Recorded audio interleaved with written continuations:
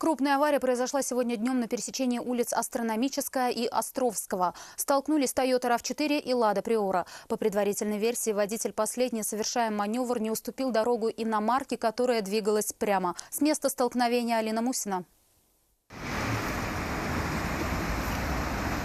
Столкнувшиеся автомобили затруднили движение на перекрестке. Очевидцы рассказали, что все произошло примерно в 10 часов дня. На пересечении улиц Островского и Астрономической столкнулись автомобили Lada Priora и Toyota RAV4. Ситуацию прояснил водитель иномарки. Он рассказал, как, по его мнению, все было на самом деле.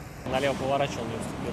Говорит, что в произошедшем виноват водитель отечественного автомобиля. Рассказал, что ехал по улице Астрономической в направлении к улице Баумана. Приора в тот момент ехала навстречу. И когда на перекрестке с улицы Островского водитель иномарки продолжил движение прямо, в него влетела «Лада». Водитель которой, по словам очевидцев, хотел повернуть налево, а значит, должен был уступить иномарке. Но, говорят, видимо, он думал, что успеет проскочить, но не успел.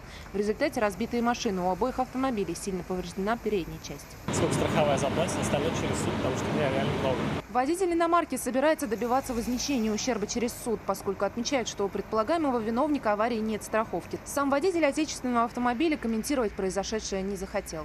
Что произошло вообще? На каком автомобиле были? Больше всего водитель иномарки расстроило то, что на восстановление автомобиля уйдет много времени, а поскольку его работа непосредственно связана с постоянными поездками, это сильно помешает его рабочей деятельности. Алина Мусина, Нафиса Минязова, Константин Бушуев, вызов 112.